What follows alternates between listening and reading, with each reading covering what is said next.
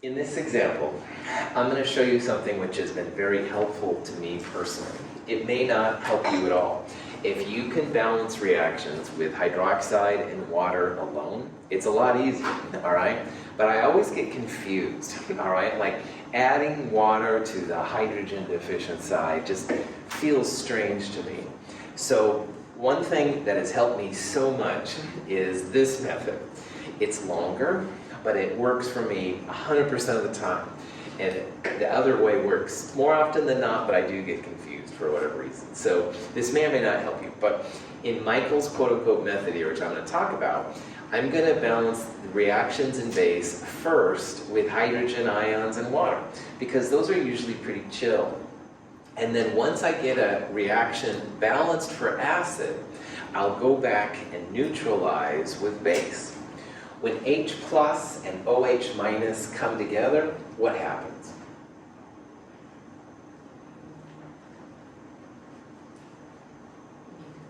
Make water. Yeah, that's right. It's not a trick question. You could say makes... Sounds like a trick question. No, at this point in the turn you could say makes bubble gum and I would be okay with it. But yeah, no, well done. Makes water. All right. Very product favored, all that kind of jazz.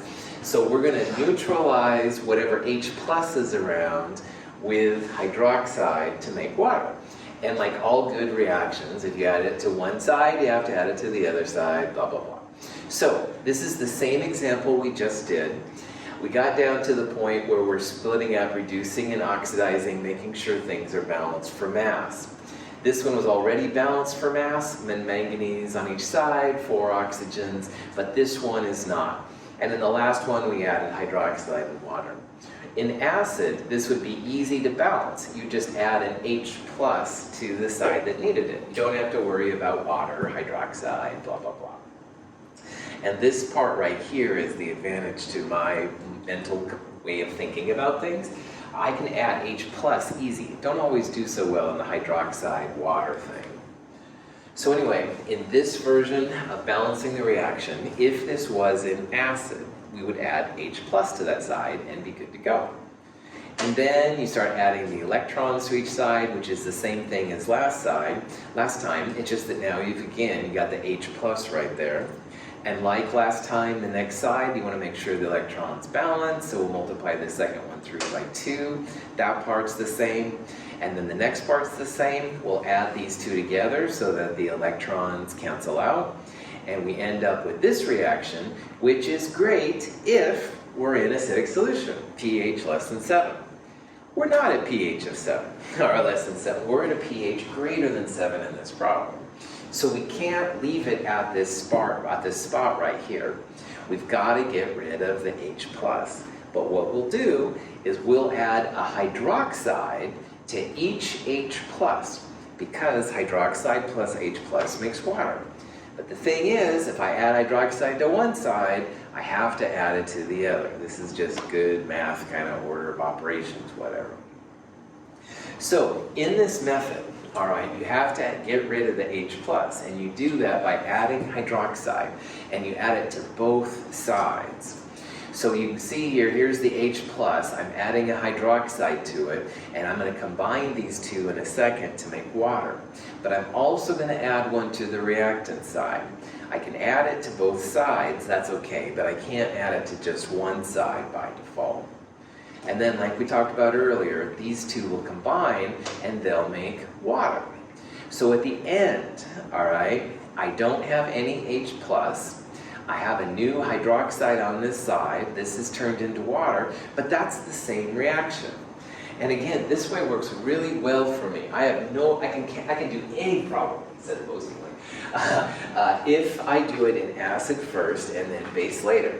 Doing the hydroxide and water thing is more efficient, all right? You don't have to go back and balance for acid and base and stuff like that.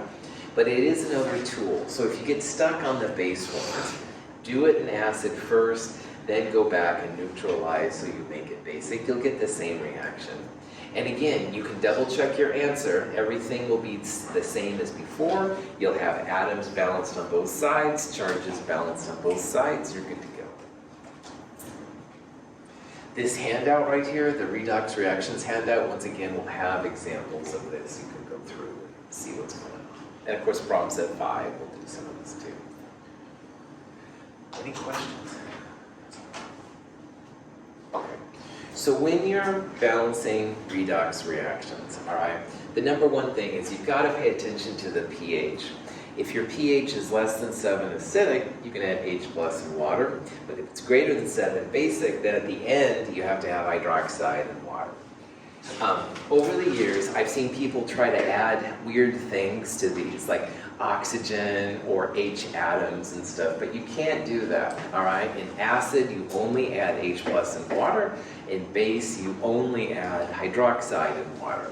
You will never add H2 or O2 or something like that. Charges, hyper important, all right? So make sure you've got those down. Don't be putting down things without charges. And at the end, if you're ever nervous, you can totally make sure that your reaction is balanced for mass and charge. The mass, the atoms, will be the same on both sides, and the charges will be the same on both sides as well. So, any questions? What's going on in this image? What's happening? What's going on what? The image. What's happening? He's like, counting the thing. He wished he would have remembered this. These are the papers going flying, supposedly. So this is an old image from the original PowerPoint thing that I interpreted. That was a cool question, actually. Other questions? All right. So now that we're all about balancing things, we can start to figure out how to control these chemical reactions. And if you can get a usable electric current out of a reaction, there's a lot more you can do with it than if you don't. This is an example, again, of a direct redox reaction. This thing right here is just a piece of zinc metal. And the blue solution, that's copper 2+. And you put these two together, and the zinc actually transfers electrons to the copper 2+. And you end up then making copper metal. The zinc strip will eventually start to disappear as the zinc is used up. The zinc goes to zinc 2+. It's not really disappearing, it's just being transformed into a water-soluble version. And again, you start to see copper metal pop in. So in this reaction, the zinc is going to zinc 2+, it's being oxidized, the reducing agent. Copper 2+ is gaining those electrons back to make copper metal, so it's being reduced. We'd say the copper 2+ is the oxidizing agent. And this is totally cool, and a lot of chemicals are made this way. High percent yields, stuff like that, which is pretty great. So here's the nickel-silver reaction once again. It says which one is the reducing agent, and I'm just trying to make you think here a little bit, because it's not the species being reduced we want here, it's the species as being oxidized. Remember, the agent kind of means the opposite. So reducing agent means oxidized, oxidizing agent means reduced. So we want here the species is being oxidized, the species is losing electrons, the species is becoming more positive. It's the nickel once again. Nickel is the reducing agent. It's being oxidized. Cool. Any questions? Okay. So that reaction is really cool. Again, if you're just making copper metal or zinc 2+ ions, it's awesome. It's a direct redox reaction. You've got an oxidizing part, you've got a reduction part, add them together to give the overall reaction, balance for charge and mass, blah, blah, blah. But there's no useful electric current, no moving electrons like Jonah was asking about. And again, there's total good uses for these kinds of reactions, but we're going to take it now to the next level, and we're going to figure out a way to make a system where you actually have electrons moving around. You have electrically generated current from a chemical system, a chemical transformation, basically. And to do that, we have to separate the oxidized and reduced parts from each other. So if you do that, if you want to separate them out, you can use an electric wire, like a copper wire. All right, copper is really great about transferring electrons from one side to the other. So what we're going to start talking about here are those galvanic or voltaic cells. And again, that's nothing more than having something oxidized and something reduced, and they want to react with each other. They're product favored. So if you do that, you really are creating a type of battery. This is a chemical, electrochemical cell. It's like a chemical battery, all right? And on one side over here, you have the source of stuff that wants to be reduced. On one side over here, you have the stuff that wants to be oxidized. In this particular battery, it's zinc metal going to zinc 2 plus on one side. Zinc is creating electrons. And the electrons created by the zinc are going through a wire. And when the little switch is pushed, we would see like an electric light pop on. The electrons are moving from the zinc to the copper side. Now this is just a big piece of copper metal, and the electrons go through that to the blue copper 2 plus ions. And the electrons react with the copper 2 plus to make copper metal. It's kind of hard to see. But as the copper 2 plus ions go away, whatever the counter ion that was in solution starts to build up. Now in this particular example, this person used copper 2 sulfate, CuSO4, all right? And you have to add a counter ion if you're adding a solid to a liquid. You can't add just a source of copper 2 plus. And why that's important is because the copper 2 plus is being turned into copper. So a lot of the positive charges are going away. And all of a sudden you've got a bunch of negative sulfates on this side. And that could cause this reaction to actually stop. However, what they do is they create a salt bridge. And this is really ingenious, whoever thought about that. This is nothing more than a U-tube, but not the cool U-tube with cat videos, by the way. It's a true glass tube, and it's basically packed with something like seaweed. Agar is what they do sometimes, which is sometimes used in baking too. But agar, when it's wet, is a good conductor of ions. And sulfate ions can actually go through the salt bridge, and they want to go through this side.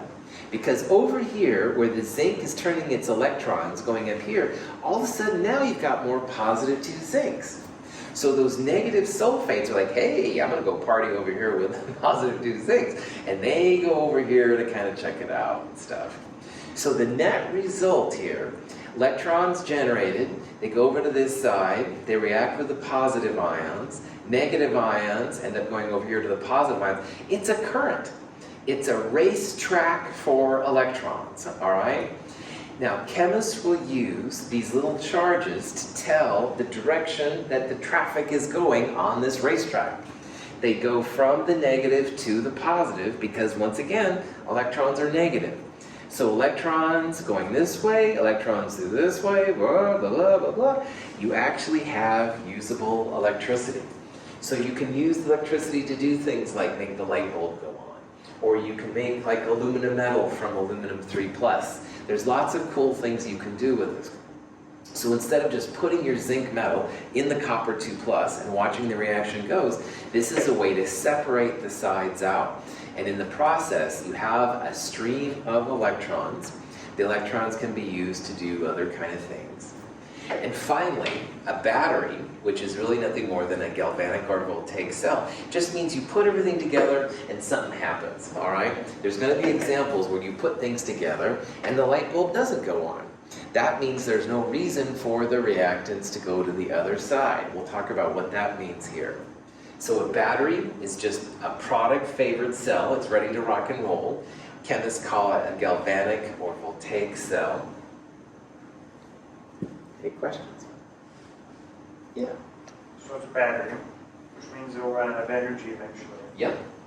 What makes it run out of energy?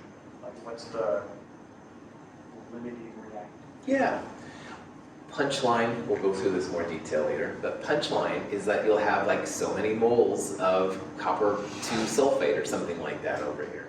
And after a while, you use up all the ions and there's no more to go through there.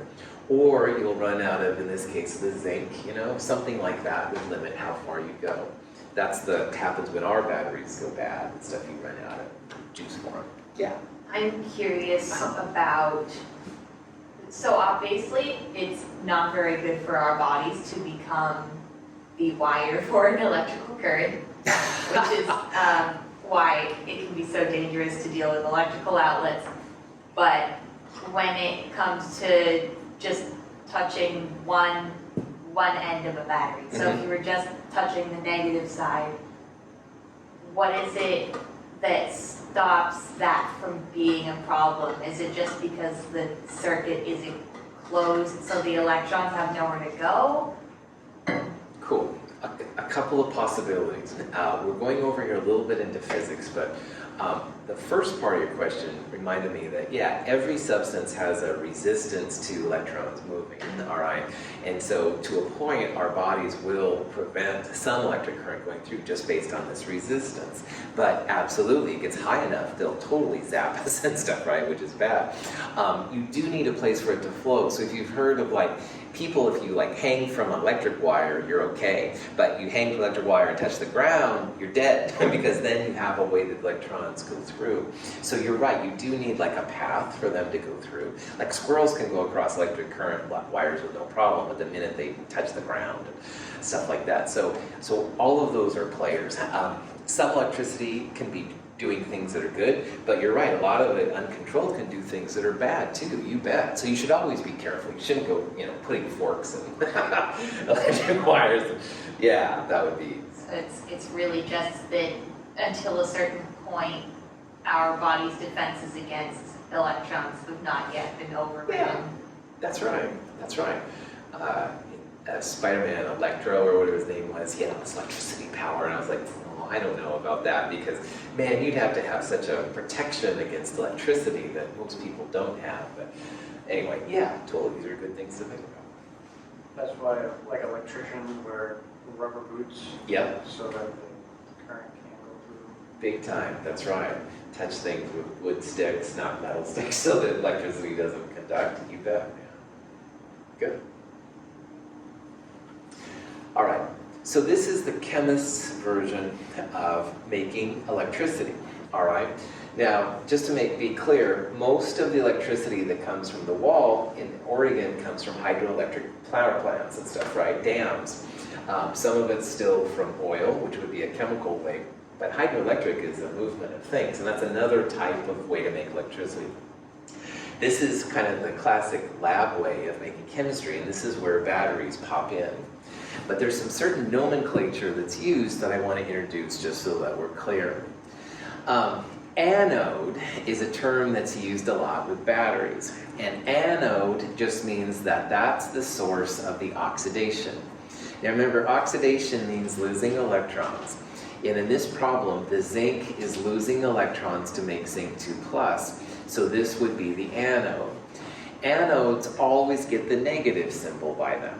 All right, so if you look at a battery, look carefully, there'll be like a negative and a positive. The negative, as people would call the anode, and you know now that's the oxidation, where the electrons are coming from. The cathode is the alternative, and cathode is just the site of reduction. So for this problem, the cathode is on the left here. It's the copper 2+ ions becoming copper. They're taking the electrons created by the zinc metal. Cathodes are positive. Electrons are flowing to the cathode from the anode, and that's kind of a cool thing. Now, in this version of the salt bridge, anions are moving left to right. Anions move from the cathode to the anode. I'm not going to get too into it, but to keep all the electrical things balanced, there is a little bit of sodium cation going from right to left. Don't be too worried about that, but if you are curious, that's something that happens too. This salt bridge is really cool. Again, it's nothing more usually than agar, a type of seaweed basically that's being soaked, and it allows the ions to move through. And so that way, electrons are created here at the anode. They go to the cathode. In the process, the anions here from the cathode move to the anode. So it is like an electrical current. Here it's true electrons. Here it's the anions as electrons, but same kind of idea, which is really, really cool. Oxidation and anode are both vowels, A-E-I-O-U. Reduction and cathode are both consonants, anything but A-E-I-O-U. So if you don't remember, O and A both vowels, R and C both consonants, it's a nice way to remember which is which. You can also use what I've always liked, the red cat. Now again, I'm kind of a cat person, so I apologize, but reduction at the cathode is another way to do it. Some people like the anox, oxidation at the anode and stuff. I don't know if these things work for you. Poor little kitty there with a cross-eyed kind of thing. And remember, of course, that oxidizing is the same as reducing agent, and reduction is the same as oxidizing agent. But somehow know that reduction and cathode go together, and anode and oxidation go together. This right here in the square box is a shorthand method for writing that kind of complicated thing we saw earlier. So earlier, where we had the two separate cells, one side was zinc going to zinc 2+, and the other side was copper 2+ going to copper. This is a shorthand notation that's used a lot of times for galvanic and voltaic cells, the product favored ones. And I want to talk about how this works. This kind of shorthand notation, once you figure it out, is pretty cool. Just like shorthand molecular orbital notation was a lot cooler than drawing full molecular orbital diagrams. This is kind of the same kind of version.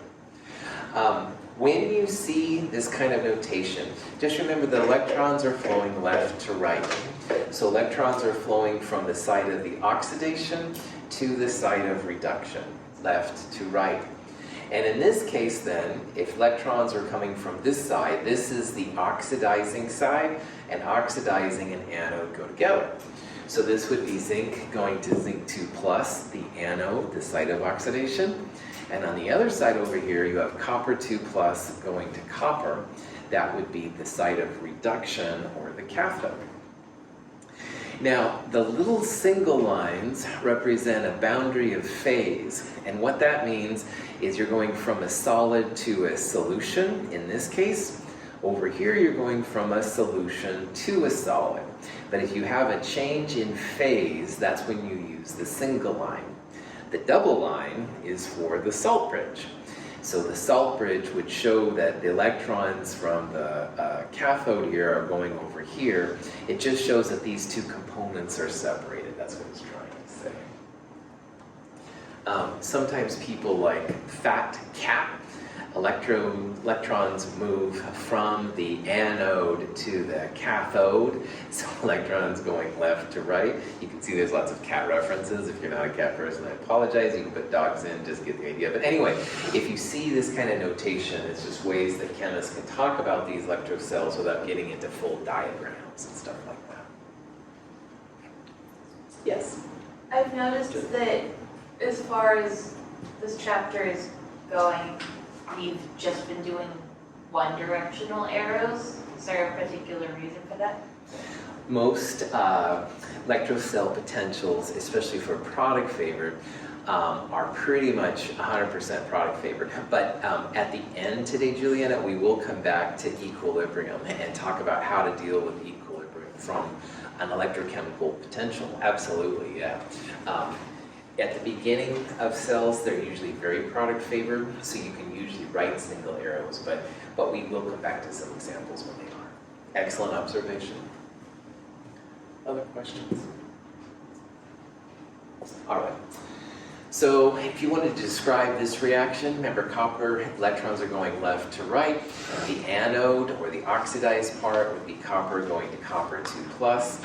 This one has some concentrations in it. That just means the copper 2+ is 1.0 moles per liter. At the end, after we talk about equilibrium, I'll also talk about why the concentration of the ions can make a difference. Then this is the salt bridge. On the other side, you'd have chlorine gas going to chloride ions at 1 mole per liter. Now, you have to have some way to get the electrons into this area so that chlorine can go to chloride. So in this case, they're putting a platinum electrode in. Platinum, copper, silver, gold, those are real common sources of how to get electrons into your system. That's what the platinum means. So that would be a way to describe this particular reaction. Again, I'll talk about later how come the concentrations of the ions as well as the pressure of the chlorine gas is important. But for right now, just realize that's another little piece you can throw in there. Any questions on that? Okay. In a voltaic electrochemical cell, an oxidation occurs at an electrode called the anode. The electrons released at the anode travel through a wire to another electrode called the cathode, where the electrons are consumed in a reduction reaction. Anions are then shuttled through a salt bridge from the cathode compartment to the anode compartment. Otherwise, a net negative charge would build up in the cathode compartment. The negative charges move in a circuit through the cell. So again, it's kind of like a racetrack, all right? The electrons are going around and around and around. Electrons go from the negative to the positive, so like that. At the positive side, they react, but then the anions go from the cathode to the anode. So the net result is you have electric charge moving round and round and round and round and round. Now, if you apply a voltmeter, which is a digital device that's used in physics a lot to measure voltage, you will see a number pop up. This particular reaction, positive 0.46 volts. So instead of putting like a light bulb there, a voltmeter would be a different way to do it. And we'll talk about what that number means here in a little bit. This is the type of cell we're talking about. So electrons are going from left to right, so copper to copper 2 plus, and those electrons go to the silver plus, which turns into silver, et cetera, et cetera. Says which species is being oxidized. Remember, electrons go left to right.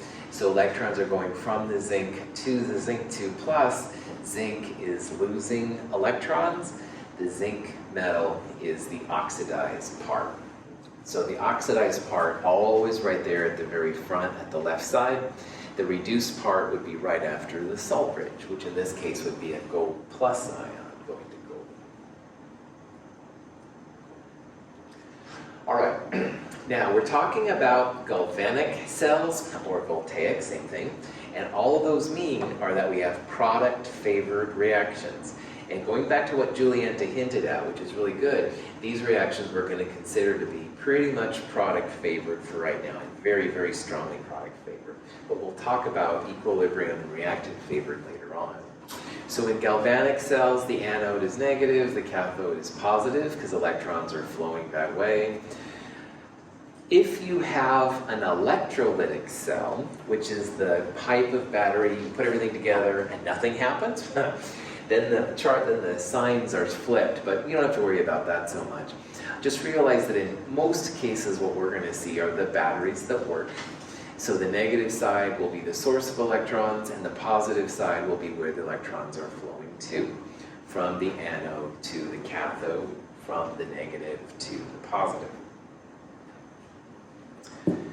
Now, this leads us into, though, why some reactions work really well and why some reactions don't work at all, right? And I like to use the example of a waterfall, all right? And if you've been to a waterfall recently or before, they're kind of cool to look at, but you never see the water going from the bottom back up to the top. Darn it, be pretty cool. Water always starts at the top and goes to the bottom naturally. And we know it's gravity, blah, blah, blah. But the thing is that in terms of science, people would say that the water at the top has a high potential for doing something. And then at the bottom, once it actually goes through it, it wouldn't have as much potential. It would have used its reaction in certain things. Now, in terms of a battery, all right, batteries are kind of like waterfalls. And there's always going to be some direction that the electrons will flow naturally. And we know now that they flow in a normal battery from the anode to the cathode, from the negative to the positive. But just like the water doesn't go back up the waterfall, electrons almost never go from the positive back to the negative side, all right? So there's a spontaneous direction, and of course spontaneous means delta G, which we'll talk about later. But for right now, we're talking about these crazy electromotive force, these cells and stuff. So people talk about the energy that goes in one direction, all right? And that's the electromotive force, the EMF. And the EMF is something that's actually measurable. It's related to that voltage number we saw earlier. So in a punchline, in a nutshell, if you don't know for an electrochemical cell, if your water goes down or up, you'll be able to look at that voltage, and the number itself will tell you if it's going to go from top to bottom or bottom to top. In electrochemical cells, does it go this way to that way or that way to this way? We'll see how to measure these kind of things. So this is the zinc to copper reaction, all right? And we've seen that before. Now when you start, this is the deactivated version and this is the activated version. And up here, although it's hard to say, there's actually a measure on this voltmeter. And there's a 0 out there, which is frustrating, but it's actually supposed to be a 1.10 number, and that means 1.10 volts.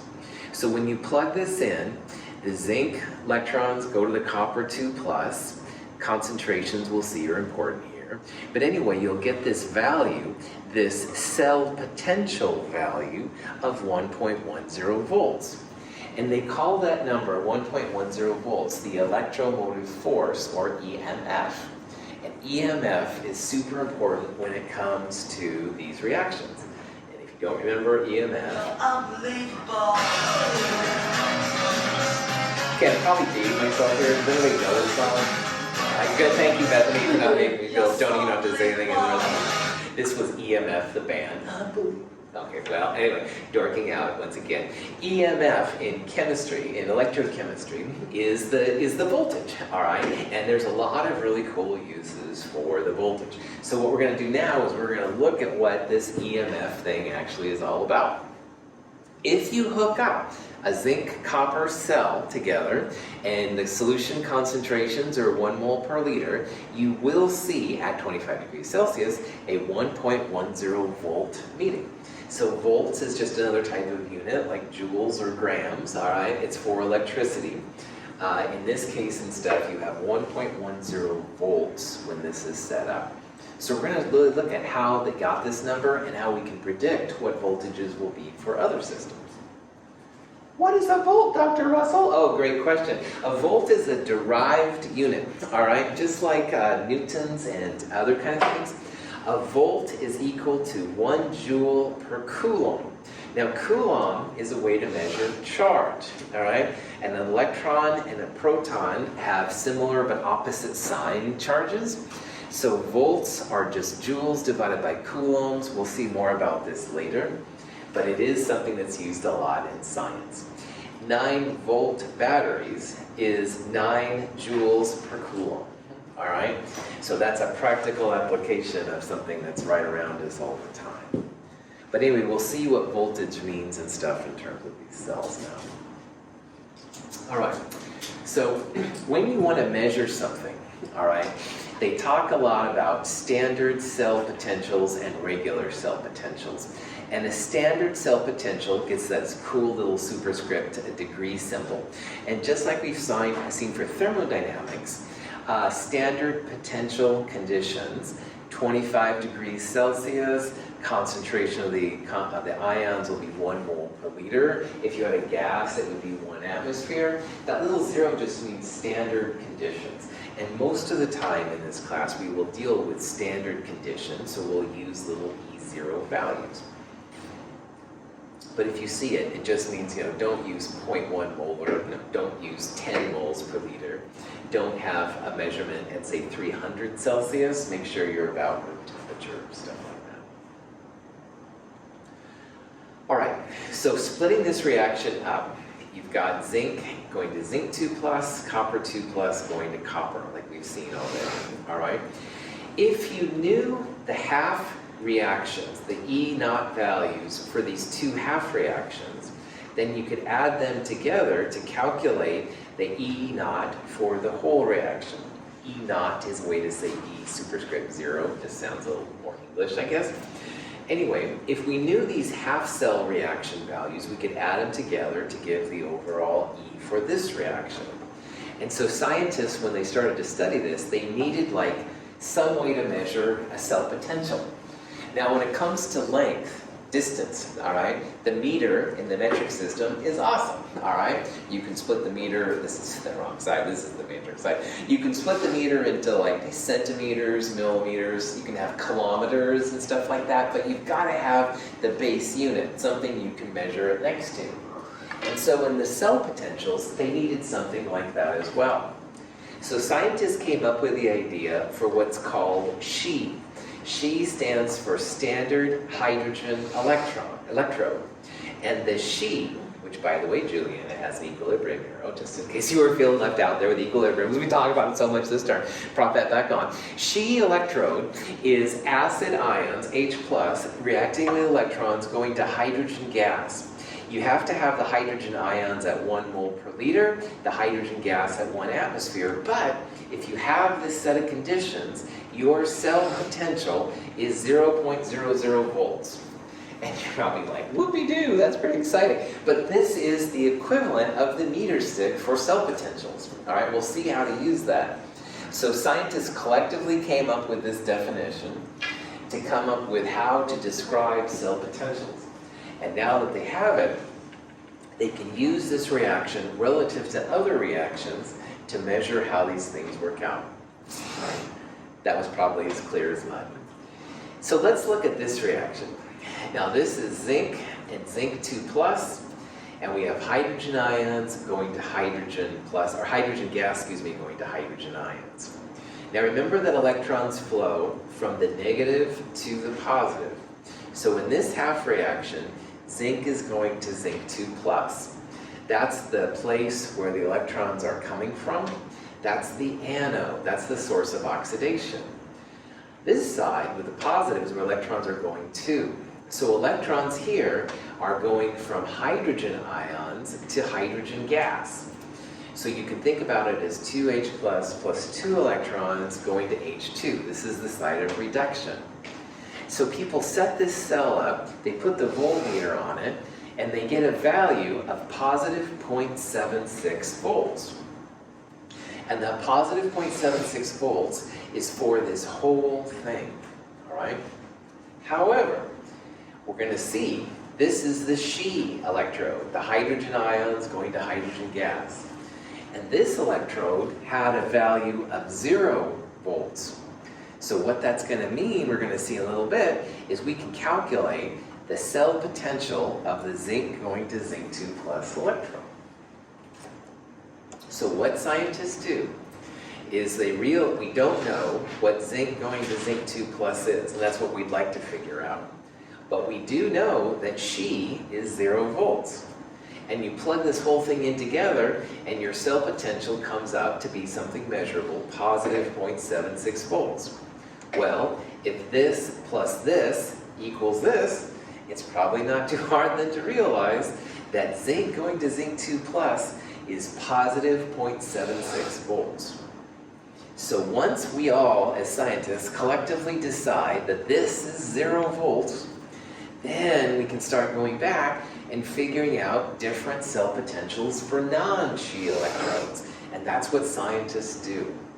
So we're going to look at a number here for the zinc to zinc 2+ of positive 0.76 volts. Someone connected this to a SHE electrode to figure this number out.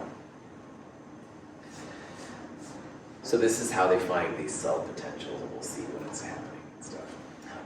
By the way, because zinc can go to zinc 2+ while hydrogen ions go to hydrogen gas, scientists will sometimes say how zinc is a better reducing agent, i.e. zinc likes to be oxidized, more than hydrogen gas wants to go to H+. Because in this reaction, when they studied it, they didn't see hydrogen ions popping out, they saw hydrogen gas bubbling out. So this is one way they can tell that zinc likes to be oxidized more than hydrogen gas likes to be oxidized. We'll come back to that later. Any questions? Yeah. So with like a volt measurer, would it have a SHE half cell in it? That's how it measures the volts. For right now, we have one half cell reaction. And yeah, if you hook this half cell to the She half cell, which is just 0, yeah, you can find then what things come together. But we're going to see that scientists went kind of crazy and they hooked She up to a whole bunch of different things. And by doing that, then they get a whole bunch of other cell potentials. And there's so many now that really, this is kind of a messy electrode to use. Hydrogen gas is flammable, so you always have to be careful. Strong acids are kind of dangerous. So honestly, not that many people, except for hardcore electrochemists, use She anymore at all. They have so many other cell potentials set up and stuff. I'll show you what I mean by that here.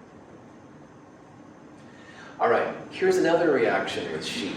Hydrogen gas and hydrogen ions. But notice the signs here. Before the She electrode was positive, in this one it's negative, all right? So what that means is electrons are flowing from this side to this side, from the anode to the cathode, all right? In this particular reaction, it's not hydrogen ions going to hydrogen gas. This is hydrogen gas going to hydrogen ions.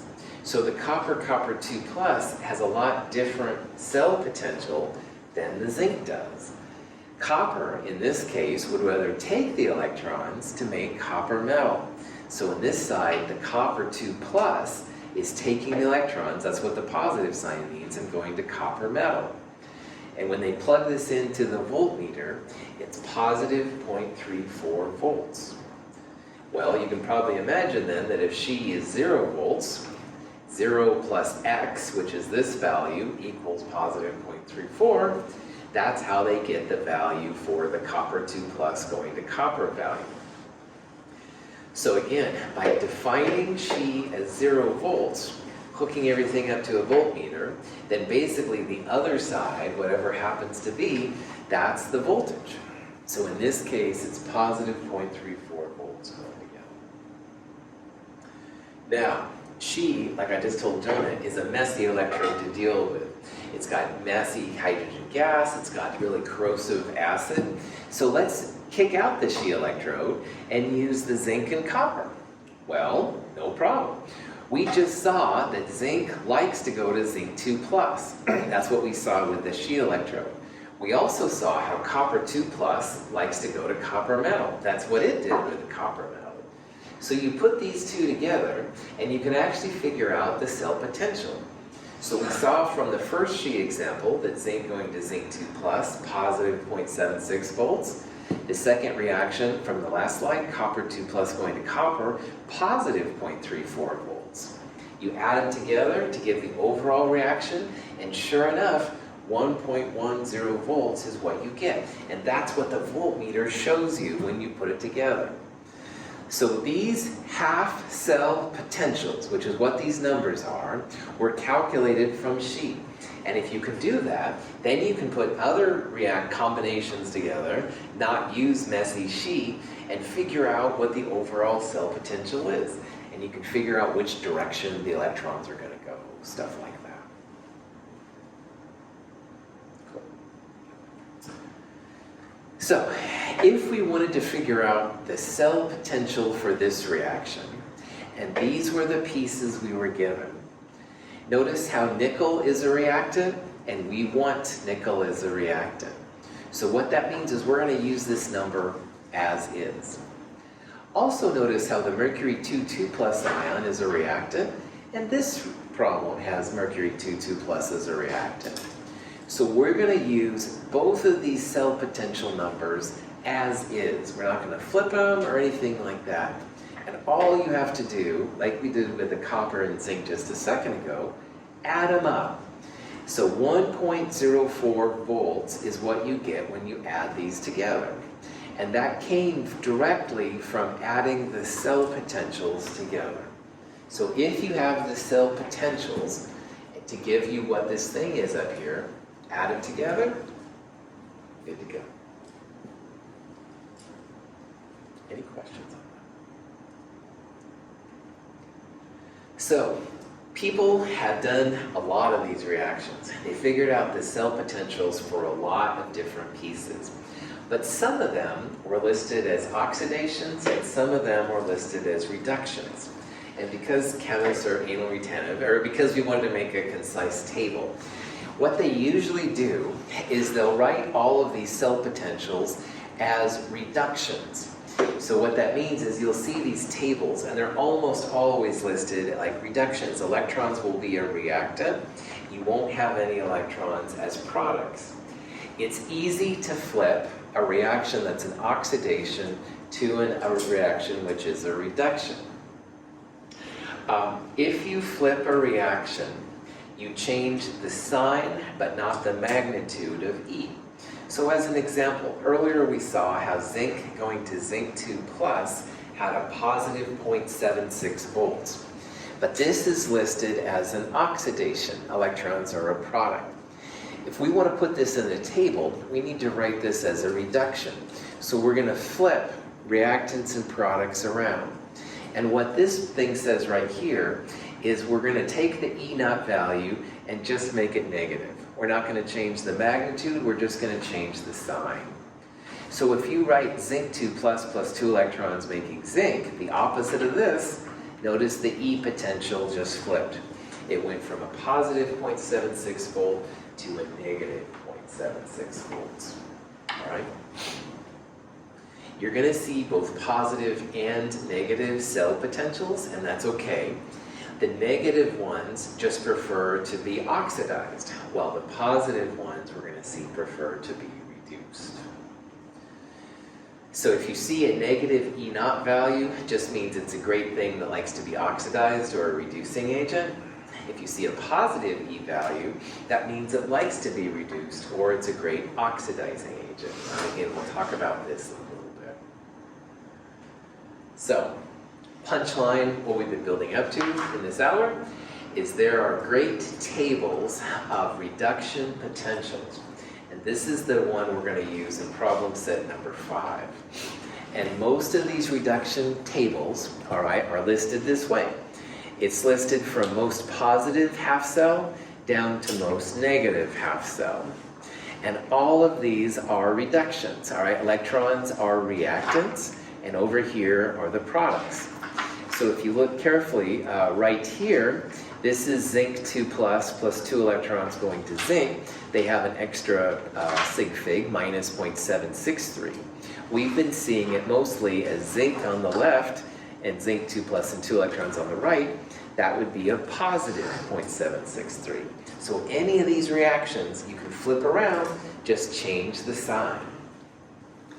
The things that are listed with positive E's, these like to be reduced, all right? We've seen over and over, fluorine loves to be fluoride. It loves to gain electrons. So no big surprise, huge positive value, all right? Loves to be negative. On the other hand, the negative numbers down here, they prefer to be flipped around and be oxidized. Notice lithium, potassium, sodium, magnesium, the metals, they love to lose electrons. They don't like to be reduced. So they're going to have very big negative reduction values. If you flip them around, they became quite positive oxidation values. They like to be oxidized rather than reduced. And right here in the middle is good old She, our 0.00 volt value.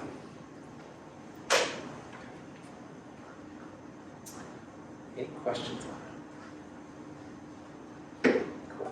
All right, this is going to be a good place to stop. It's 10:52, so 10:57 or so. We'll come back and hit this stuff again.